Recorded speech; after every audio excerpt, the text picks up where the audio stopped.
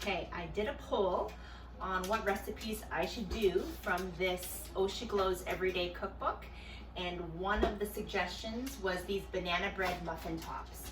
So they look really good. They have no added sugar. They're sweetened with dates. So here is the description. Dense, moist, and chewy, these banana bread muffin tops are what I make when I'm craving banana bread but want something quick and healthy.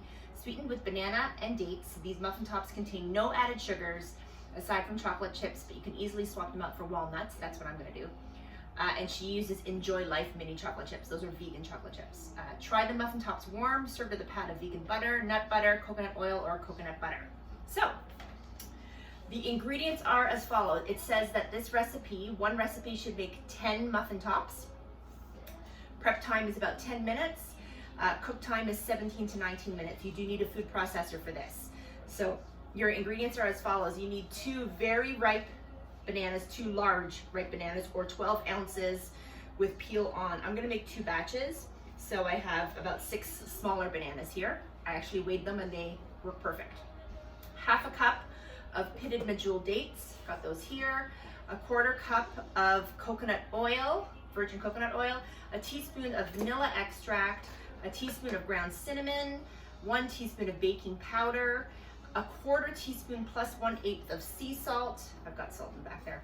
2 cups of gluten-free rolled oats. We're not gluten-free in this house, so we're just gonna use some regular rolled oats. We got that here. And then a 1/4 cup of non-dairy miniature chocolate chips or chopped toasted walnuts. We are gonna use walnuts because Paul loves a good walnut. Banana walnut muffin tops. So my oven is preheated already to 350, and I've got my baking sheet right here lined with some parchment paper. So what we do is we, in a food processor, combine the banana, dates, coconut oil, and vanilla and process until smooth. So I have the top of my food processor here, and we are to use, so for each recipe I'm going to use 3 bananas. I might do 1 with chocolate chips and 1 with walnuts, so we get the best of both worlds. Look at that. So there we go. 1 banana, 2 banana, 3 banana, 4. I am going to try and go quickly through this video because my editing, when you're trying to get this to 15 minutes or under in order to post them, can sometimes be a huge hassle just trying to get everything in under 15 minutes if the recipe is more complicated or if I just keep yapping. So stop yapping, Karen, get to it. Here we go. Half a cup of packed medjool dates, pitted medjool dates. Half a cup. Here we go. 1 date for me. I love dates. What's not to love? Sweetness. Yum, yum, yum, yum. We've always got dates in the house. Okay, maybe I'll take out 1. Half a cup of dates. 1/4 cup. I'm gonna add 1/4 cup of coconut oil. If you do not have one of these are called a measure all cup. They are the best when you're measuring stuff like peanut butter, coconut oil, anything that's usually sticky and hard to get out of a measuring cup. It's from Pampered Chef. It's the best thing ever. I love this thing because it comes out clean. I've shown it before. So, coconut oil here.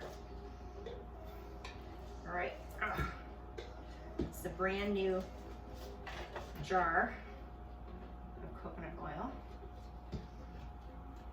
I actually put a little dollop of coconut oil in my coffee every morning, and Paul's gotten used to it too. Gives you some good healthy fats in your coffee.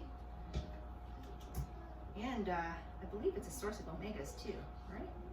Omega fatty acids, so it's good for you. So watch this.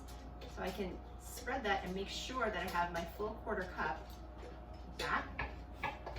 And then watch. Pop! Bob's your uncle. Pop this in there. 1/4 cup, perfect measure. Clean, good to go. All right, so I need to add the vanilla. 1 teaspoon of vanilla. I don't have a measuring spoon, but you can never have too much vanilla. And that looks good. Such a rebel. Okay, and We are supposed to process this in the food processor until smooth. So let me do that because my plug is over there. One thing I don't have in my workstation here is electricity to my Peninsula. So I'm gonna go process over there and I will be right back. Okay, my first batch there is all nice and smooth. Now I'm gonna add the cinnamon, which is a teaspoon, and the baking powder, also a teaspoon. So teaspoon of cinnamon. We're gonna add it right into the food processor, says that. And then we're gonna process again until combined. So baking powder, also a teaspoon. 1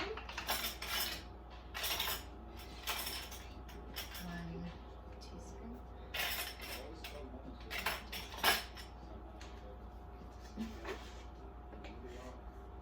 Baking powder. And what else? Salt. I need a 1/4 teaspoon of salt.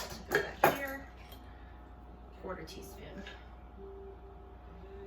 1/4 teaspoon. And it says plus 1/8.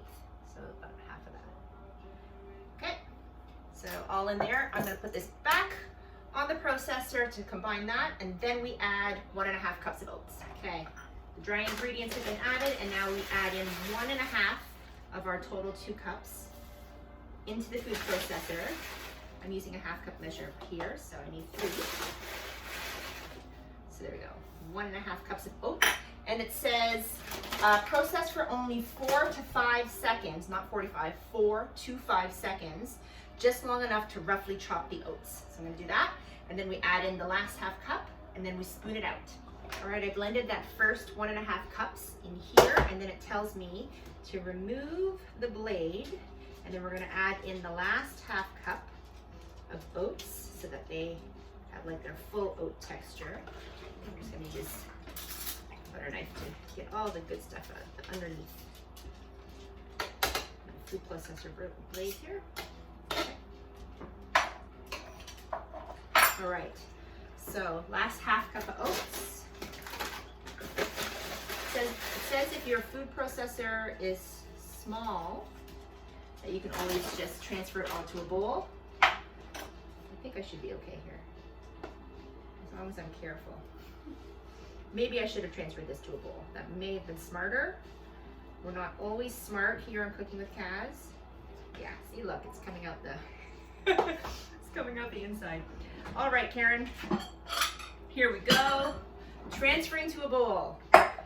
Let's be smart about this. There we go.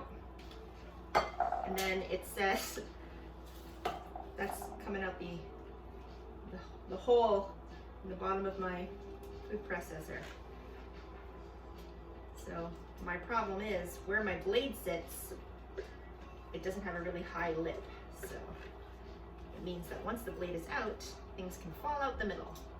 That's okay. Here we go. As long as the video is under 15 minutes, right? Here we go. Okay, there we go. And then remove the blade, carefully stir in the remaining ½ cup of oats, and then the walnuts. I actually have some walnuts toasting in the oven right now. I'm gonna add those, and then we use a 3 tablespoon scoop, also from Pampered Chef, to scoop out 10 banana bread muffin tops. This is really super easy to make. So one thing I can say is that these are a nice quick bake. All right, let me get those nuts going and then let's scoop them out. Okay, got the last of my toasted walnuts just added to the batter.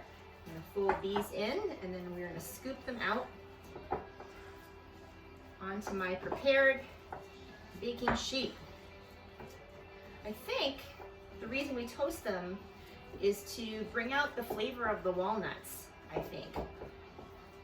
Correct me if I'm wrong there, but I think that's the reason why, because they definitely smelled really lovely and walnutty when I took them out of the oven. Okay.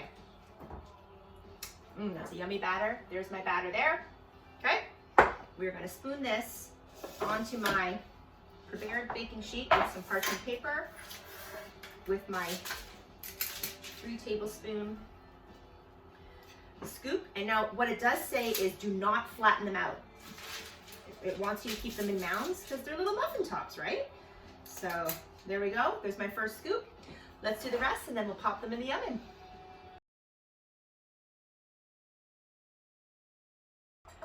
Okay, so there are my 10 muffin tops. They actually ended up being more like 4 tablespoons each. So I added a little bit on top of every little mound. I don't know if they're gonna spread. So there are my 10 tops there. I guess I could have made 12. I could have made a whole dozen, but it says 10, so I'm going by 10. These are going into the oven for 10 minutes, rotate the pan, and then bake for 7 to 9 minutes more until golden on the bottom. And then I immediately transfer them to a cooling rack. So 17 to 19 minutes total. These are going in. Okay. These just came out of the oven, and the instructions say to put them immediately onto a cooling rack.